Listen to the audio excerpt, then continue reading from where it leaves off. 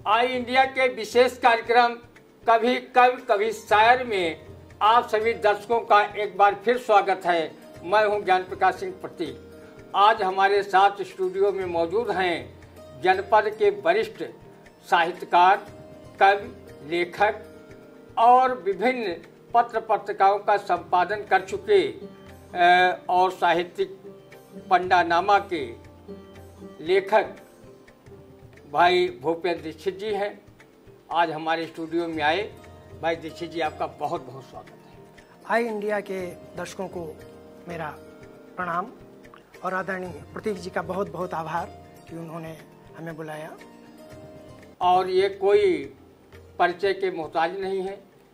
सीतापुर नगर में रोटी गोदाम मोहल्ला के निवासी हैं और इनकी धर्मपत्नी आर्य कन्या इंटर कॉलेज की प्रधानाचार्य हैं। वो भी साहित्यकार हैं और उन्होंने डॉक्टर श्याम सुंदर मिश्र जी पर पीएचडी की है।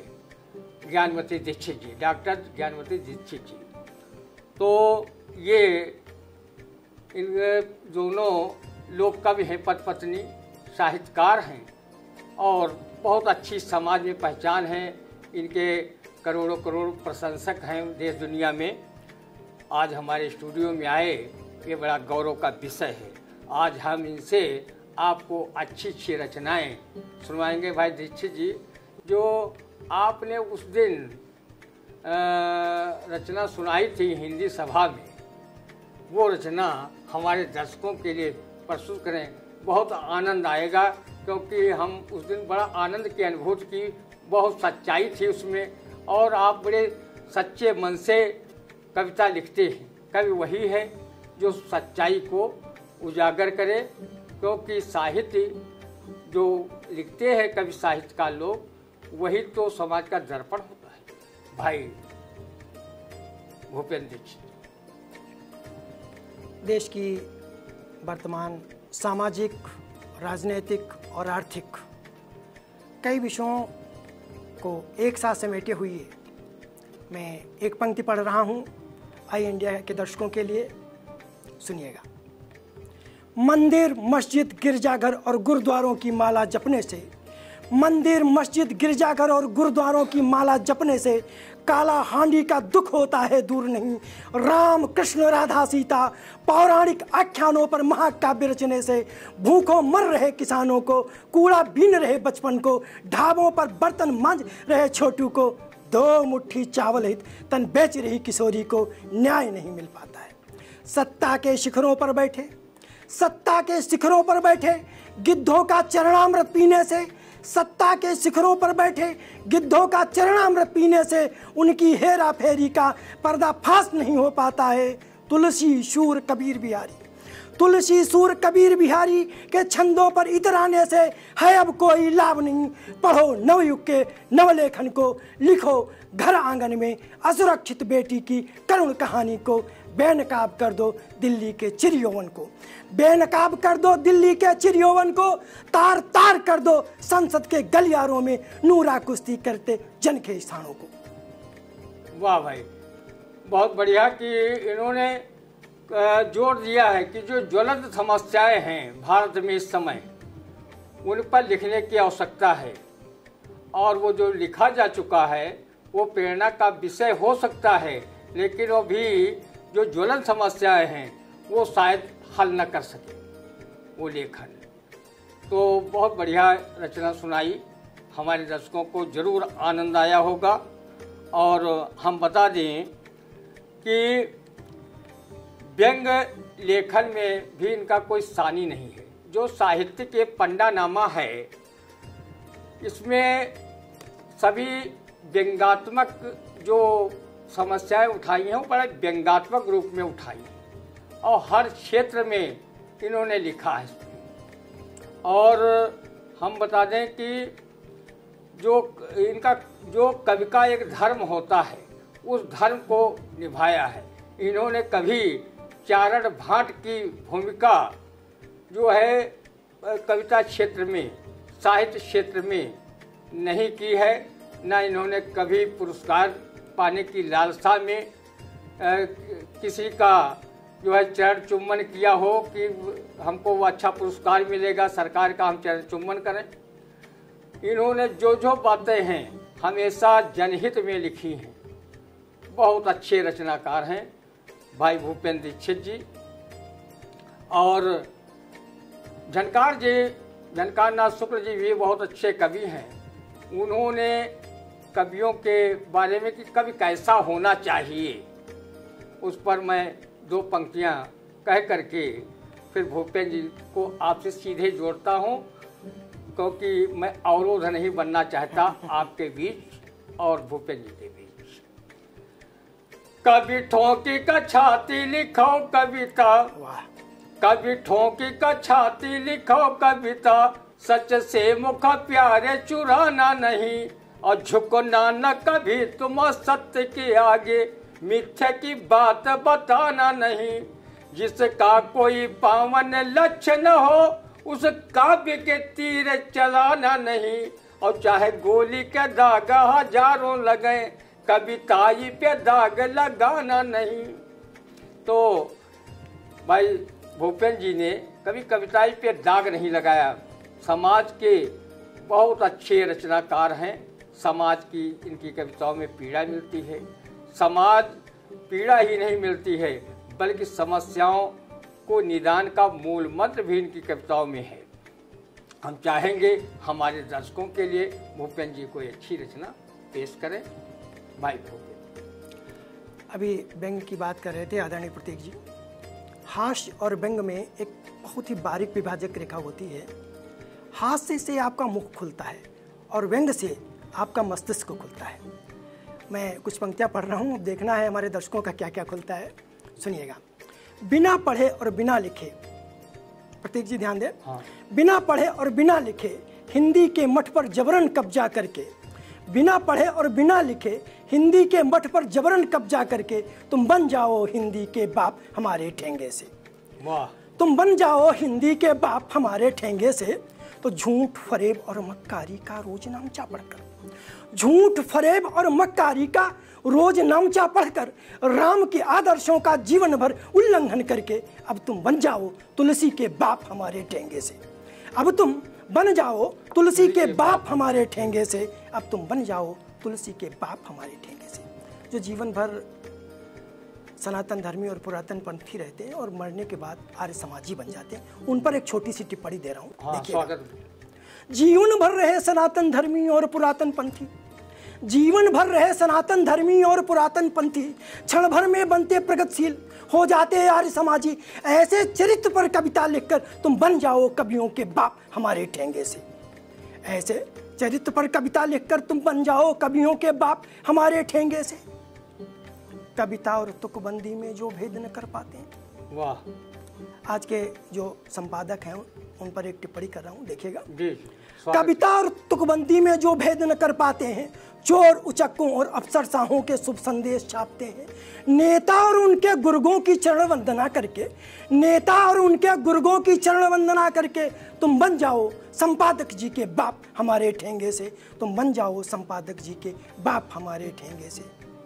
आज की वर्तमान भारतीय राजनीति को इंगित करती हुई मैं पंक्ति पढ़ रहा हूँ, ध्यान दें। बंद किवाड़ों में तुम ऐश करो, बंद किवाड़ों में तुम ऐश करो, सत्ता की चाटो खूब मलाई। बंद किवाड़ों में तुम ऐश करो, सत्ता की चाटो खूब मलाई। फिर भेड़ बकरियों के बन जाओ तुम बाप हमारे ठेंगे से। और अंतिम पंक्ति दे रहा हूँ, देखेंगे प्रतीक जी।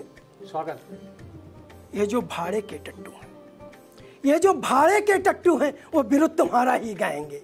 ये जो भाड़े के टट्टू हैं वो विरुद्ध तुम्हारा ही गाएंगे। हम तो जनमास, हम तो जन जन के कवि हैं, जन जन की व्यथा सुनाएंगे।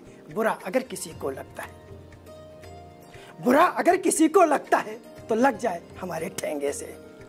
बुरा किसी को लगता है लग जाए हमारे ठेंगे से। वाह भाई, मजा आ गया कविता में। और बहुत इन्होंने जो है एक शब्द शब्द में सच्चाई है।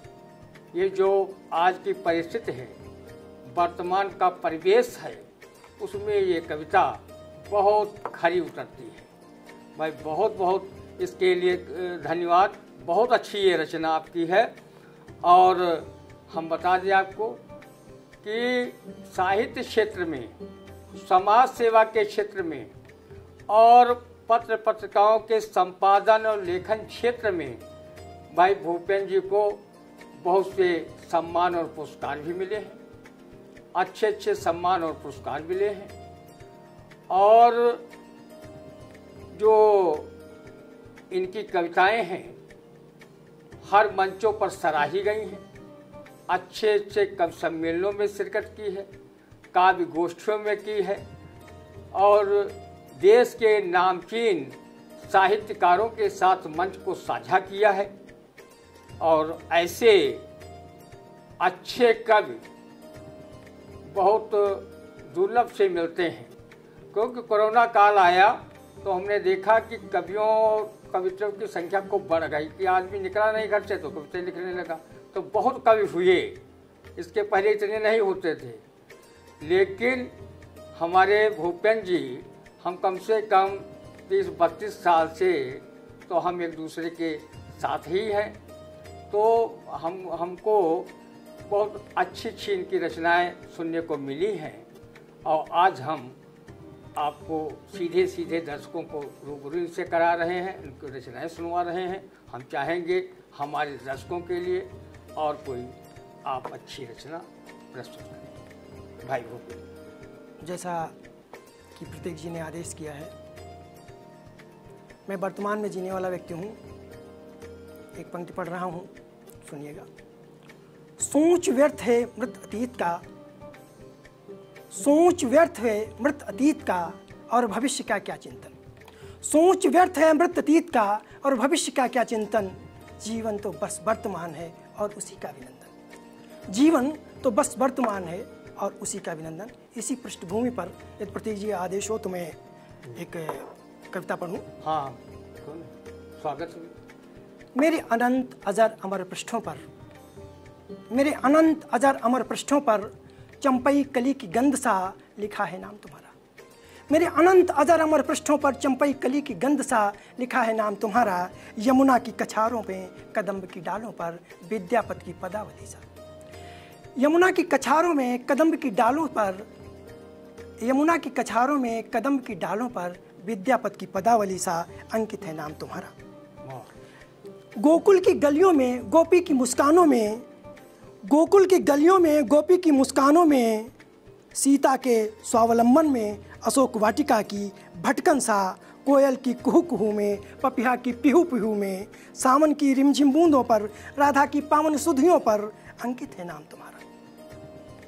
सुदामा के भ्रमर गीत पर, घनानंद की पीड़ा में, उर्मिला के करुण काव्य में, प्रसाद के आंसू सा, प्रसाद के आंसू सा, प्रसाद के आंसू सा, तुलसी की रत्ना सा लिखा है नाम तुम्हारा। मेरे अनंत अजर अमर पृष्ठों पर चंपई कली की गंध सा लिखा है नाम तुम्हारा। मेरे अनंत अजर अमर पृष्ठों पर चंपई कली की गंध सा लिखा है नाम तुम्हारा।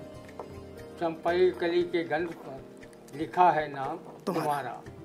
वाह भाई, बहुत सुंदर रचना, साहित्य से पुष्ट रचना, बहुत ही अच्छी रचना।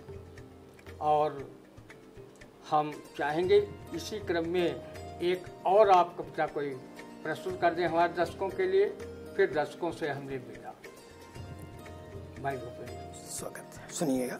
आदरणीय प्रतीक जी, आपके दर्शकों के लिए, आई इंडिया के दर्शकों को एक पंक्ति पढ़ रहा हूँ। मैं इंसान और इंसानियत की तलाश में निकला था। प्रतीक जी सुनिएगा। मैं इंसान और इंसानियत की तलाश में निकला था, मगर भटकन के इस दौर में भटकता ही चला गया। मैं इंसान और इंसानियत की तलाश में निकला था, मगर भटकन के इस दौर में भटकता ही चला गया। जाने अनजाने में जाने कितनों को अपना समझ बैठा, मगर अपना कोई नहीं था। सिर्फ मुखौटे बदले थे, चेहरा वही था। सिर्फ मुखौटे बदले था, सिर्फ मुखौटे बदले थे, चेहरा एक ही था। सिर्फ मुखौटे बदले थे, चेहरा एक ही था।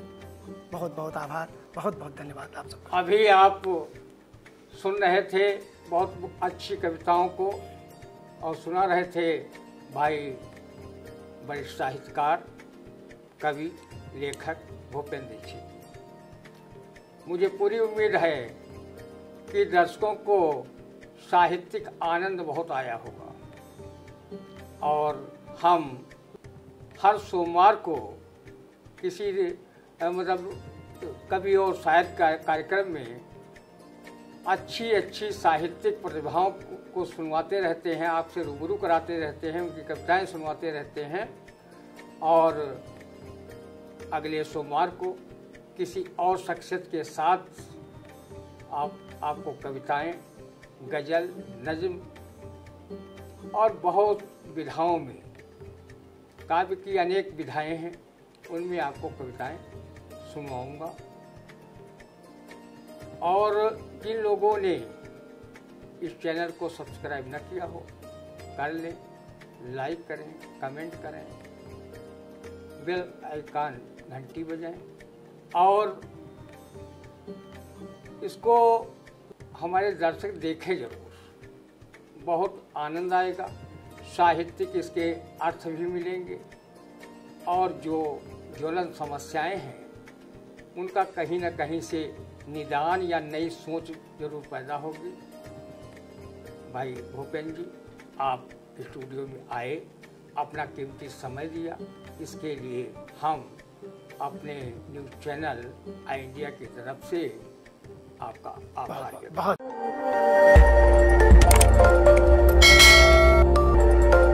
खबर आपकी, नजर हमारी। देखते रहिए आई इंडिया।